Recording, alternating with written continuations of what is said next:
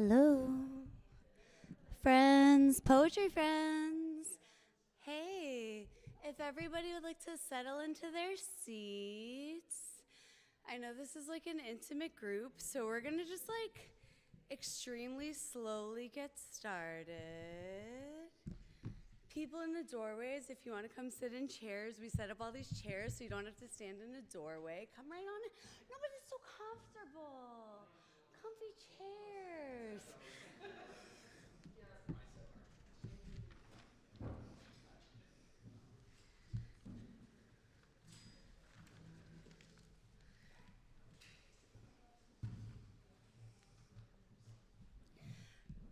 Hi, friends. Welcome to Words from the Burg. Thank you to our showcase of local-ish poets for being here. Thank you to our dedicated poetry aficionados who are here. And thank you to 100 years of history at the Fitchburg Art Museum for giving us such a gorgeous backdrop. The poets here are actually performing for us, performing for you, but they're also performing reciprocally for the art as well. So I hope the art is enjoying the show as much as we always enjoy seeing the art of the Fitchburg Art Museum. And I would just like to remind everybody, it's free. It's free. I can't stress enough. Free 90 free, $0 the next 4 years. This is a beautiful cultural institution with 100 years of history that costs $0 to come in. Like, right? What more commercial? Thank you, thank you, thank you, thank you. Real quick, I do just want to thank the staff that is here at the museum. I want to thank Amy at the museum for helping make this not only like a really easy process, but like really pleasant. She cares about poetry. She cares about poetry the same way that she cares about art, and that means that she cares about poets the same way she cares about artists, which means that, again, like, this is a community endeavor. So just like, thank you so much to Amy for helping us get together. Thank you so much for the staff for literally making this possible. And I can't stress enough, like, I know that you could be doing anything tonight and you're here. So just like, thank you so much for being here. Yeah, just little ones. We're an intimate crowd. We don't need to go crazy. Another person that I always just want to thank is my Tyler. Yeah, give it up for Tyler.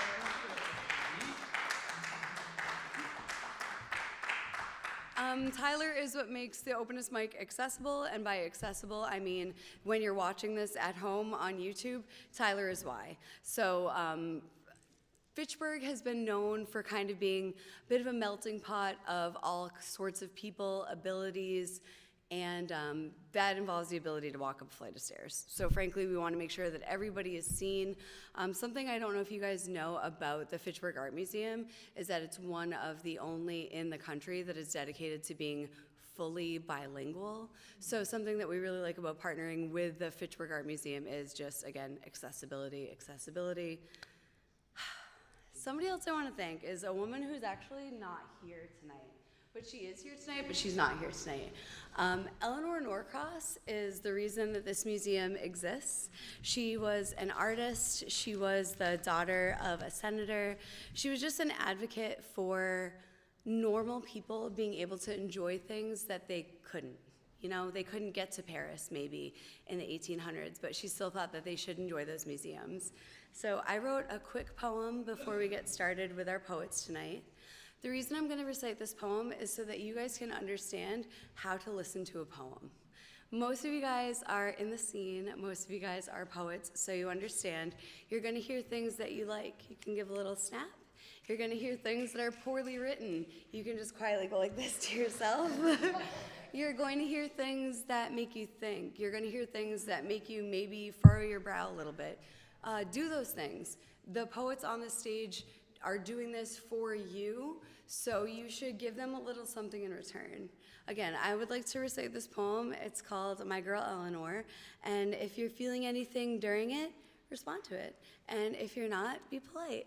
And at the end of this poem, we will get started with our first feature poet, and I will get to that in just a minute. Anyway, this is My Girl Eleanor.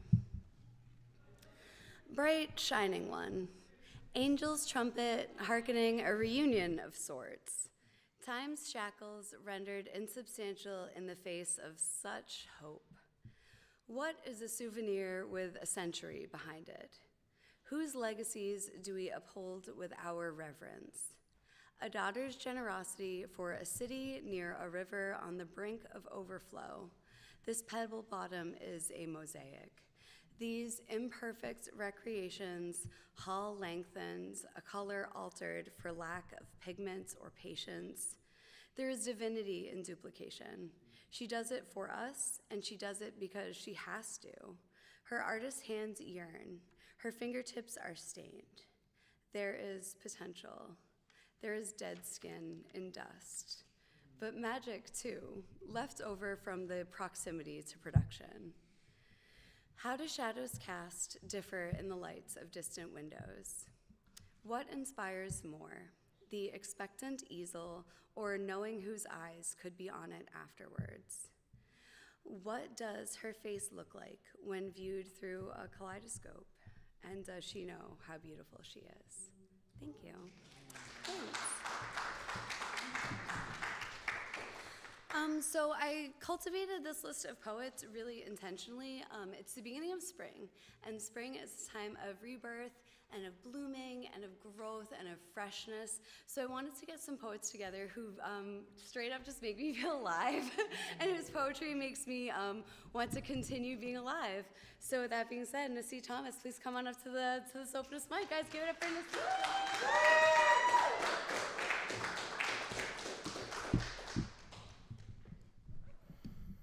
No one just has time, even when you might not have the ability to voice it or even notice. I do. My name is Nassi Thomas. It's an honor to share pieces of me with you this evening. Thank you for choosing to be here, to care about artists and their art. As artists, we bring observations into the light to be seen or to be challenged. I often write one-liner observations to do just that, and I will share one now. The ceiling only exists if belief doesn't. I'll repeat it. The ceiling only exists if belief does not. It could be about what or when we lost, or it could be about what or when we gained, our choice. Every time I failed, I went harder, and every time I cried, I got stronger. If wisdom were cheap, we'd all live free. Born wise but led astray, it may be the most common experience. What I will now share could be a song. Some people here may know it as one. Today, it lives solely as words and rhythm taken out of context. I apologize, my rapper might take over a little bit.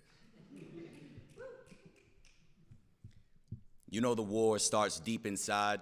There's two sides, either active or just read your lines. I take blackness and redefine Hebrew rhymes. The tea tastes a little like limes, bittersweet like wine. For too long, we've been sitting in the back, reclined, held down by design in concrete confines. Be tough, don't cry, or you're weak and spineless. Now I cry as a healer just to fix their dryness. The culture's sick and misguided, oh so mindless. Who's gonna rewrite the script and see the hope that binds us? Roach to giants, we are the ones divided, uninvited, kicked out and trapped inside this silo, feeding sulfates to grow their virus. People worried, woke up with their eyes so widened. Nightmares showing scenes of two worlds colliding. No escaping, better yet, there is no surviving, ain't no thriving. Just take the word of Simon. They will try to steal your pride. There's no home for lions. Missing kids, I seen a face on some posted flyers. Hopeless souls with no desire, just supplied with vials. With a wall between your neighbor, just go walk the aisle and shop for some poison that does not expire. The world didn't treat me like no kid, it just opened fire. The world didn't treat me like no kid, it just opened fire.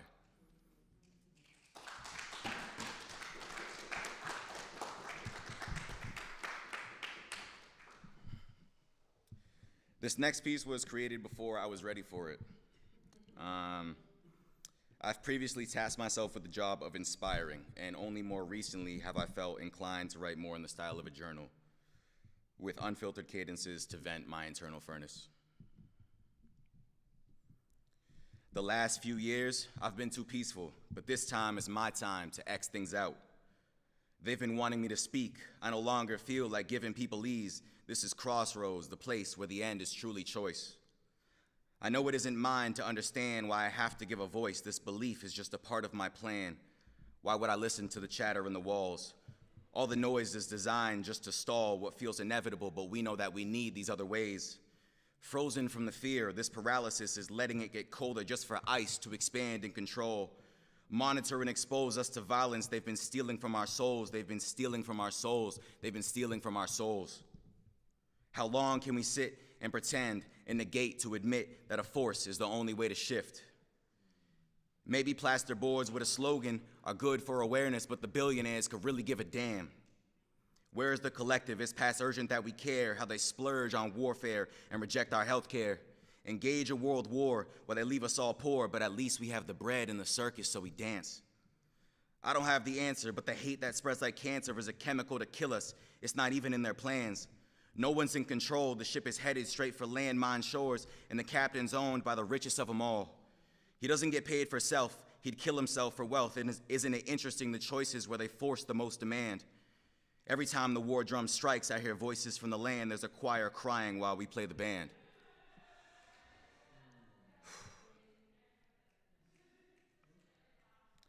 My next piece is the paradox of timing. They'll tell you to wait. We might tell ourselves to wait, to hold off until the winds are calm, until the stars align in perfect formation. They'll tell you there's a season for everything, a moment when the universe conspires to make all things fall gently into place, and you wait, because that's what you've been taught. That readiness is something you arrive at. That certainty is the foundation of action. But certainty is a ghost, always just ahead, just out of reach. You think you see it, feel it coming closer, but the more you grasp, the further it recedes. The truth is, it's never the right time. Not for courage, not for change, not for the leap into the unknown. There will always be another reason to wait, to hesitate, to convince yourself that tomorrow will feel more solid under your feet. The other truth, the one they rarely tell you, is that it is always the right time. The moment you decide to move, to speak, to act, to choose to no longer be governed by fear, that is the moment the right time begins. Not because the conditions are perfect, but because you are willing to meet them as they are. The clock does not stop for readiness. The stars will not pause their slow drift across the sky. What matters is not their alignment, but your decision to move beneath them. What matters is the breath you take right now, the step you choose to make, despite the questions, the doubts, and the 100 reasons you've given yourselves to wait. It's not about being ready. It's about being here and realizing that this messy, imperfect moment is all you will ever have, and the paradox is clear. It may never feel like the right time, but the time is always right.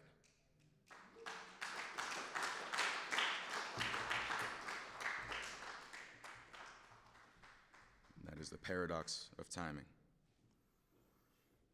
My last piece is the center of the universe.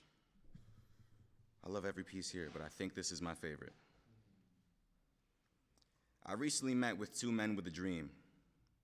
They weren't from Fitchburg, they moved here only recently, with new eyes and new perspectives and fresh eyes. I've noticed that sometimes it takes someone new to remind you what's been here all along. They said something that stuck with me. They joked, "Fitchburg is the center of the universe," and we laughed, but I agreed, it's not a wild idea. This little city has more gravity than it knows. Because what is the universe if not a place where everything collides? And that is what Fitchburg is to me, a collision. Not always ugly, not always pretty, but always real. This city is a mirror. It reflects what we put into it. It's a place where something close to democratic socialism could live, not as a policy or a headline, but as an act of everyday survival. This is a place where people still talk, where what you say can matter, where we can disagree and still find a way forward. A city where opportunity breathes through the potholes in our streets. You can hear it in the sound of kids cutting through parking lots after school. We can always rebuild, and we can always reimagine. We are young, as a country, as a city. Our identity is still forming, like wet clay on a wheel, spinning, reshaping, centering itself again and again. But even as we transform, our values remain consistent. We value good business, the kind that's built on relationships and not transactions, because we need to feel appreciated in order to spend our hard-earned dollar.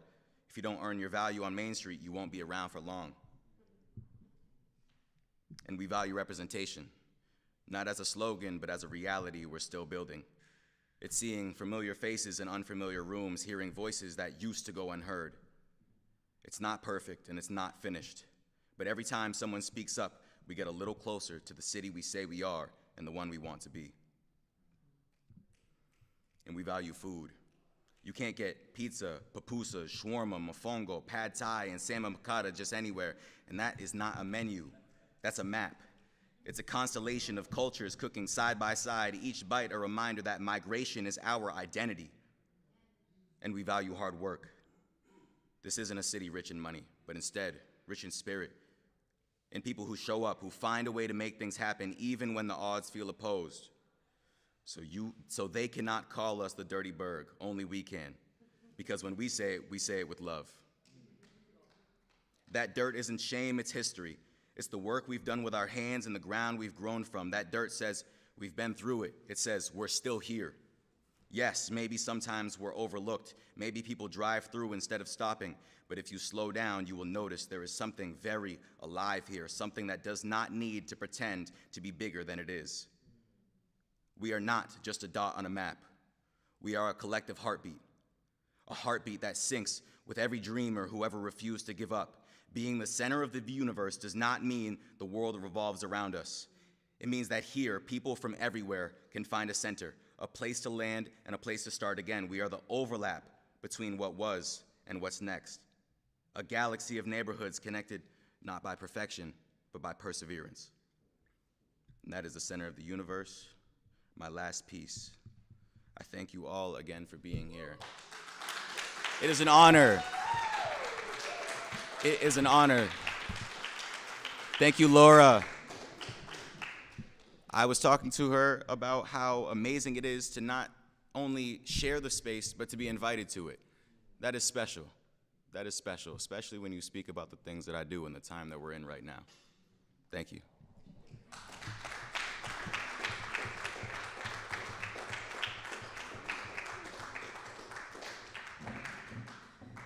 Crying in a museum.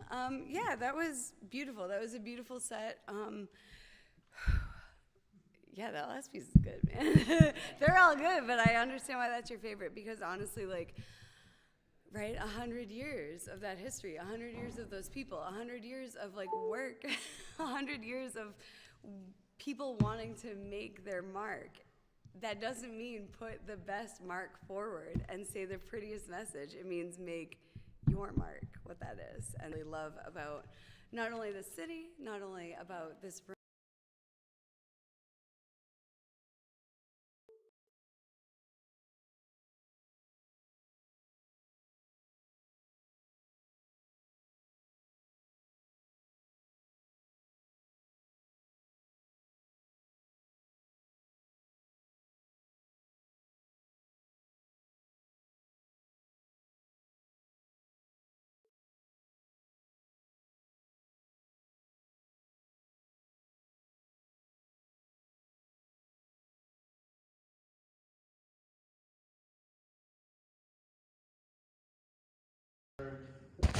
To lead the arts and culture world for about 10 years, and city council in the past election.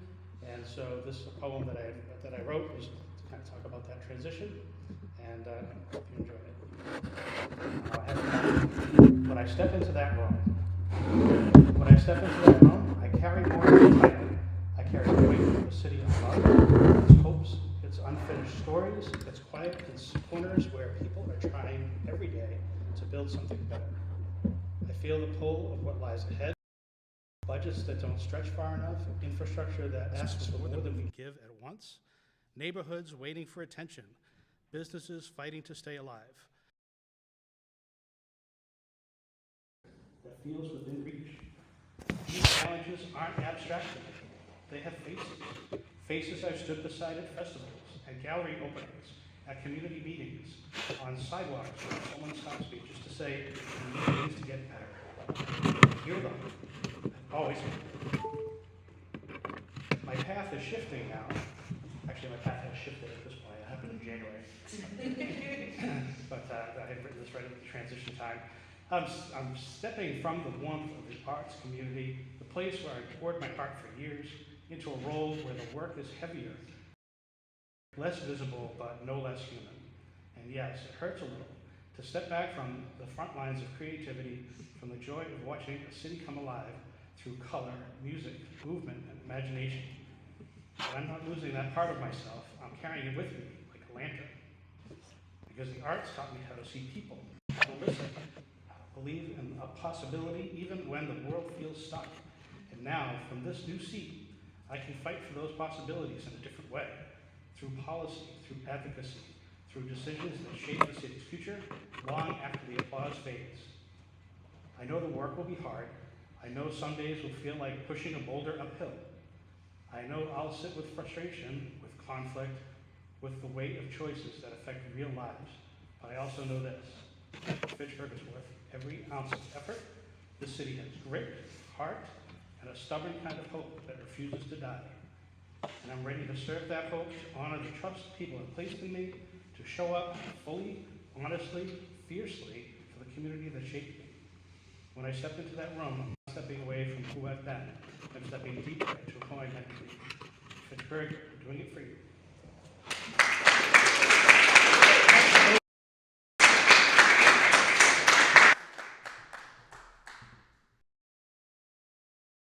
It was really important to me as my friendship with Joe has developed, and as I've gotten to know him as just like a guy and not an elected official, understanding that he actually values the artistic community of Fitchburg and the individuals that make up that community has been really. I don't know if you guys know this. Our president, a bit of a rascal, and things feel really bleak and shitty sometimes when we're thinking of like the national outlook. And just friendly reminder, there are good people. There are good people doing the work. There are good people who are not being allowed to do the work because the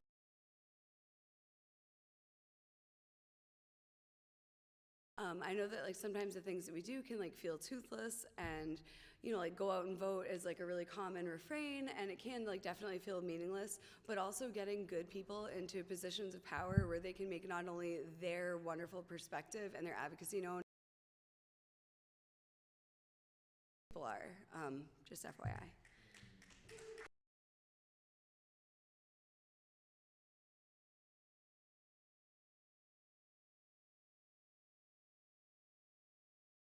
The trenches of what this city has been. Guys, give it up for Meg Smith. Oh my God.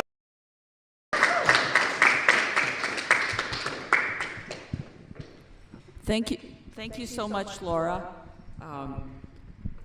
Pardon me while I adjust the mic to my average height. So I am Meg Smith. I live in Lowell, Mass. And as Laura said, I actually spent in Fitchburg, and Fitchburg poured a lot of things into me at that time that gave me the strength to go on and do the things that I realized were within me. I was a reporter at the Sentinel and Enterprise for 6 years.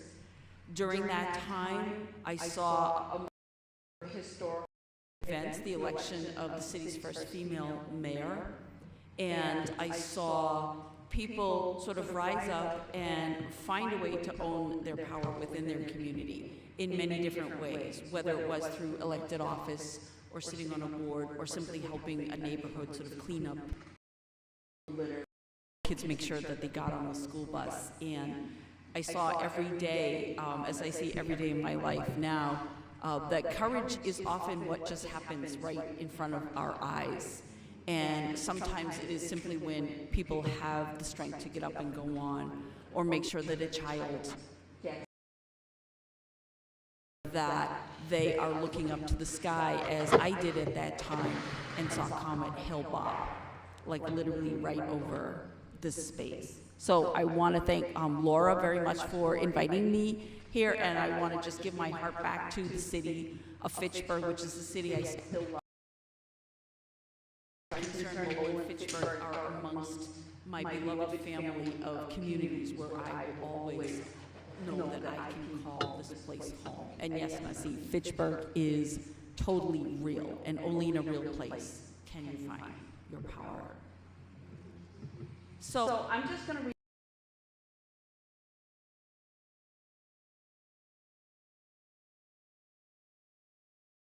called Straw, Feathers, Bones.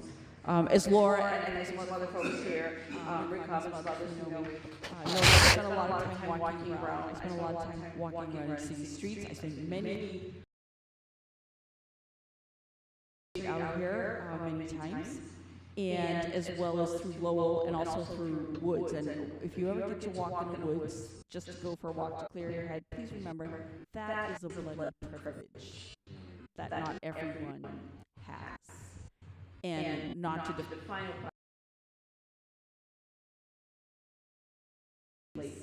And if you find yourself there, or even walking down the street of a beautiful and powerful city like Fitchburg, just embrace the privilege that is. So this poem is called In a Dark Wood, First Place. This is the beginning of and every nest. Tapping within a shell sounds like a secret drum. As memory pulls, veins run bloodless. Light creeps within cracks. Only in such terror does the self struggle with wings unfolding, scratching out a new sky. Thank you so much.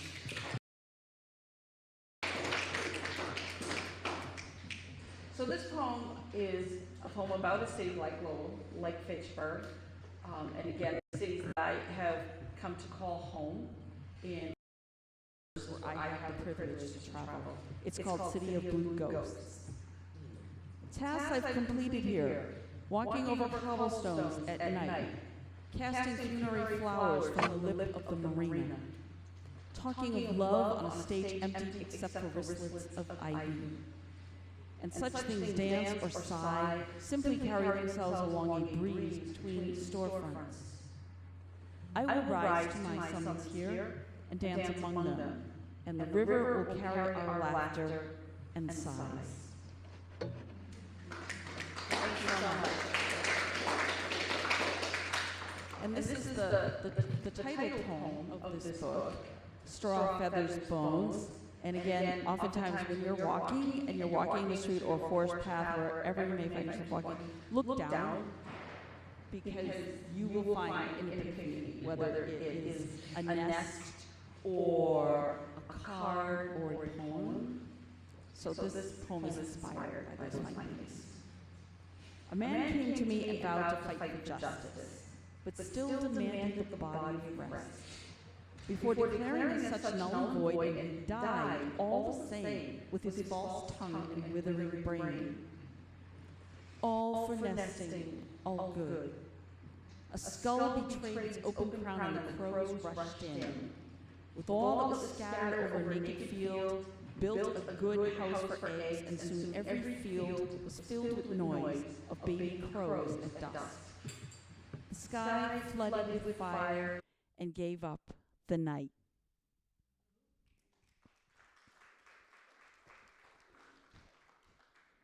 Thank you so much. I would like to, in concluding my set, read a couple of poems from this book. This is another one of my books. And by the way, yes, this is me on all the covers of my books. This is me specifically chilling in a Norman castle in Ireland. My mother's from Ireland, and much as Fitchburg is a city of migrants, I come from a people of migrants. We are all over the world, and we understand what it means to be a stranger in a strange land, and also find friends among the strangers that you have met. But first, I just wanted to mention two things real quick. I'm also the content editor of Worcester Magazine, and one of the departments that I am responsible for is Poetry Town. We publish usually one, sometimes two poems a week, and I would like to invite everyone here who would like to send a poem I think for some people, sending poems out to publication is a very natural process. For others, I think it is sort of a mysterious thing. And I am always looking to bring new voices, new feelings, new experiences to that page. So if you please check out worcestermag.com. And also, if Laura is gracious enough, I would like to send that link to Laura as well to share as you're able. And please check it out. Read the guidelines. We try to keep everything simple and straightforward. But really and truly, I want to hear from you so we can light up those pages of Worcester Magazine and Poetry Town. So let me also very quickly announce, as I said, I live in Lowell. Edgar Allan Poe visited Lowell. Yes, that's one of the crazy things that will happen in a city like Lowell or Fitchburg is this someone like this will decide, oh, I'm going to go visit there. Yeah. So he did 3 times. And so I created a festival of which Laura and Rick have been a part. And it takes place in October. So I'm going to, if it's all right, leave a few postcards there. And it will have a QR code where we'll be uploading the festival schedule. So please check it out. Edgar Allan Poe was a poet elected by the people.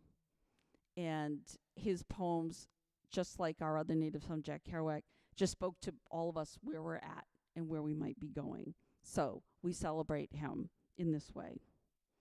So with that, as I said, this poem is called Pretty Green Thorns. My mother, as I said, is from Ireland. She passed a couple of years ago. This book is dedicated to the experiences of being a child of an immigrant, first of all. Immigrant who came from a country whose first language is not English, actually. The language is Irish Gaelic. That is the language of my ancestors properly. We did, however, take the language of occupation, being English, and make it something violent and beautiful, and I am deeply proud of that as well. So I'll just read 2 poems from that. The spirituality of Ireland is this sort of potent brew of Christian and other faiths, certainly. Also our Aboriginal heritage, our gods and our heroes. All of those things are just stewed together. We don't have time to sort things out when you're Irish. No, it's all just going in the stew. So these are some poems inspired by that very pagan Christian stew that I call my spirit world. The first poem is Seafoam Witch. What we have raised from the cast of driftwood spark to spark, in the crush of the wave, what we have prayed, script in the sand, our fingers will cross. And the gray-green froth will yet speak what we've become. And this poem is called The White Rosary. This was given to me after one of my mother's sisters, my Aunt Betty, passed away, and she and her husband John, who was from England, were amazingly lovely people and sort of opened to me the world of England and London and the magical space that is. And so this poem is dedicated to both of them. And the White Rosary, to me, is also a symbol of Samhain, which is when we honor those who have passed on. It's not a New Age holiday. It is grounded in our Irish grieving and celebrating those who've gone on. So the White Rosary. Wear your halo in blue eyeshadows and Mary Quant boots, a daffodil-colored hat, and wear yours in tweed, in pipe smoke, and a bright song. To both, every mystery, joyful, sorrowful, glorious, found to one another, strand to strand. Thank you so much for listening. Thank you so much, Laura and everyone involved in this great event for having me here and making space for me here. And available for sale for anyone who would like them. Be happy to sign them. And please remember worcestermag.com, Poetry Town, and put some of your great words on the page. Thank you again so much. And thanks for coming out on this. Well, we have this weather in Lowell, too, as we know.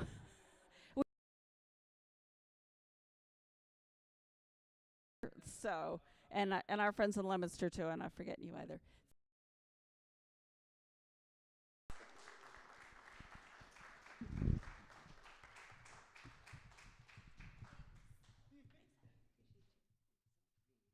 Guys, one more time for Meg Smith, please.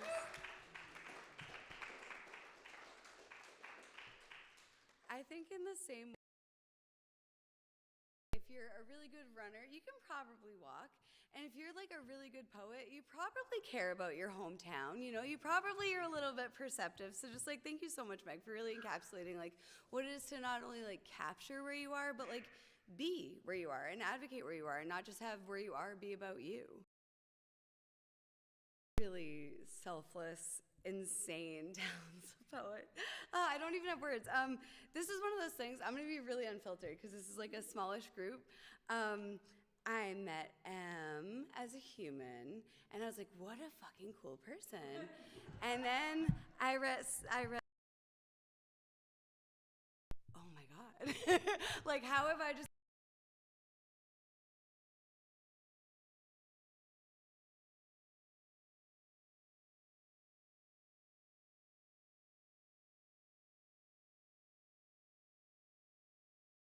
Hello. Hey, I met Laura when I was in Freeman and her Writing Through Art retreat, which was fabulous, and she's awesome, and I'm really grateful for that, and just grateful for free art museums, because I think that we deserve to be, everyone ever deserves to be in community with these fantastic artworks, and people deserve to be in these spaces, and it's just really sick to have people who care and will show up and welcome us here, and I just am really grateful for that. So thank you to Laura, thank you to everybody at Fitchburg Art Museum and everybody here. Round of applause for them.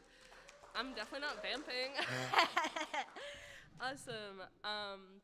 So my name is Em. I am not from Fitchburg, and I feel like a poser. I am from Worcester, and I have just kind of been floating throughout the state. I, again, from Worcester, just recently moved to Cambridge, Somerville area, so that's pretty sick. But I remember coming here as a teen and on like Free Fun Friday and being like, this is such a sick space, and I like need to come back here and meet all the wonderful humans in Fitchburg and in this part of the state. And I'm just like, fuck yeah, that's awesome. Okay, poems. All right. So this first one is a sestina, and it's part of this bug love, queer love chapbook that I'm working on called Lover with Their Head Detached. And yeah, it's called Ode to Ticks 1. Sarah loves ticks. Loves them down to her blood and assures me they only ever eat, read, infect once per life stage. I love how Sarah loves ticks and hate how love always ticks a second too late for her. Hate how lysis scares me more than blood. My own round body is always infected with lung blisters. Sometimes they linger through seasons, and sometimes they simmer and rupture back to asthma. My lover checks for allergies and infections in her lab, and I listen to Sarah, feeding her ticks their animal reservoirs. Their first blood meals are a celebration, proof how they will not die if they do not stop at the bite.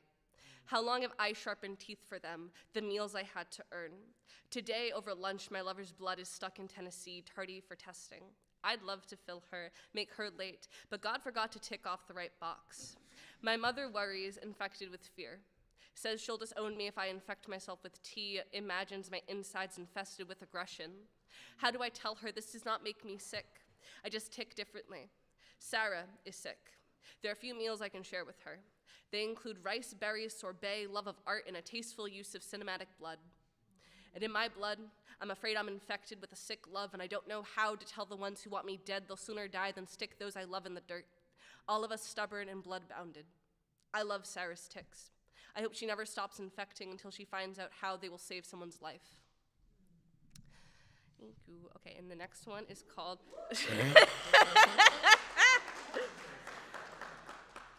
All right, and this next one is called Beetle Summer. It's a true story, and it's just a silly, goofy time. Yeah, Beetle Summer. You were going down on your beloved, and you stopped for a stag beetle. Or you quit tugging her waistband with bared teeth for what Eli is declaring best bug of the summer. You slide each other's clothes on, buttons pushed side to side, pulling her off the mattress with crinkled eyes and wrinkled shirts in the sweaty dorm you're squatting in. And the wallpaper is peeling in heat, but so are you, sunburnt and hot to your core, and you are decomposing, but you're above ground and skipping through campus at twilight, weak in the knees with want, trying not to bend in half on the track for her. The taste of dining hall sorbet and your beloved sour on your tongue. And yes, of course, the beetle is massive. Look at its wings, those formidable pinchers. Come on, let's carry it home in our good mugs to show Elm. Let's find soft cherries so it may feast. It looks hungry. And this next poem is called Show Pony. It's after Degas, and I wrote it at that retreat that I TA'd for 2 falls ago. 1. Bronze drenched at dawn, dancer precision abandons me. Big hands tighten and I, blood heavy, sway. I take myself like a lame horse. The audience never forgives a lazy body. I abandoned dancer before I could ever see girl, how she arches firm in her cast, wax burning her body. Shaking knees, cracking weak, I keep time gracelessly. I exhaust my heart, unfasten, force feed arteries bronze, boiling myself down to glitter glue. Without abandon. Lead me to big hands and I will always take myself. Lame horse. 2. I've been told to put her down. Please let me forgive her. She who thought girlhood was pony beads and point shoes, pure muscle. I see her, still, belly up, sprawled with My Little Pony mafia, caught playing with the dangerous animal of her thoughts. What is worse than a child that knows all the hiding spots and how to pretend? A child that dances and the floorboards buckle. She'll spend years forgiving her sculptors and forget. She taught girlhood to be a show pony, marveling at its muzzle.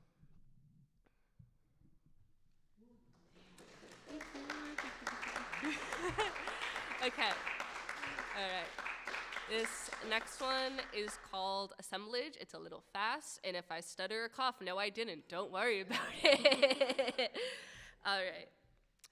I am building a house. I am building a home. I am building a D from the box of body to boy. I am building boy. I am building. I'm constructing pieces from the box to boy like Legos. I am piecing piece by boy. I mean pieces. What is boy but triptych?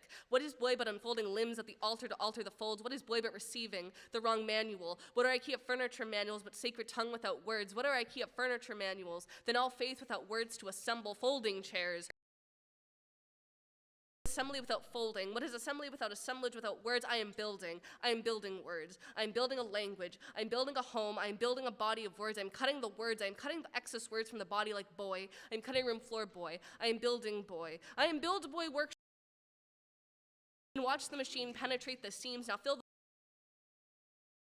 I'm building a heart. I am building the bed to hold body. I am building the bed to hold boy. I am building the body to boy. I'm not resting in this bed. I am building. I am folding down the sheets. I am assemblage. I am assembling this assemblage as boy, as one. I am building one.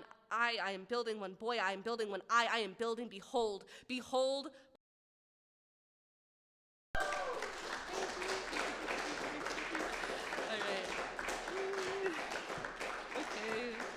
All right.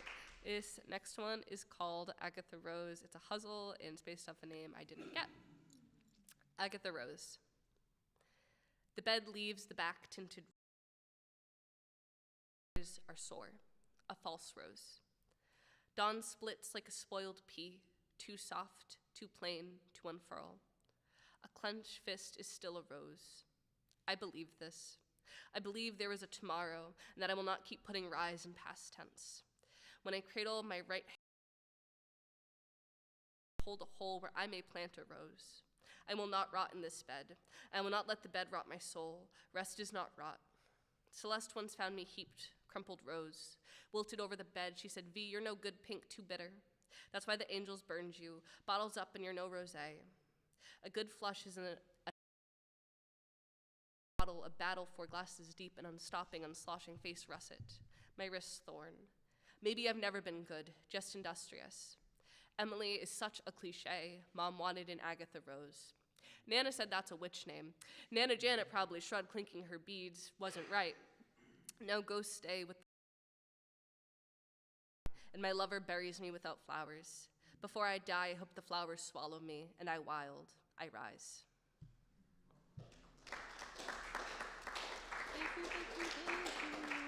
Okay, I got 2 more, and then we're good.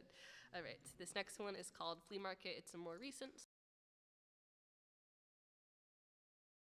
what direction is from here, because I've been so many places in the world, like, I don't know, west and east, who cares? Right, it's about this necklace I found. Okay. Flea market. Dirt cakes your toes through flip-flops. Tent vinyl molting under August's heat. Already 12 is old enough to know what is and is not legendary. And here the table reeks of melting plastic and gasoline. It's also homey. You can trace the holographic trading cards and the McDonald's junk being hacked as treasure and see the shiny slick of grease on your fingertips. But there it is, glinting in chipped liquid gold and red 40 ruby dyed crystal. The heart tells you, this is how you grow another life. Never take me off. You exchange the $5 and now you're a hero. Burnt grass bites your heels, each step from nicotine and Reagan masks, turning away from Hyrule and Hubbard.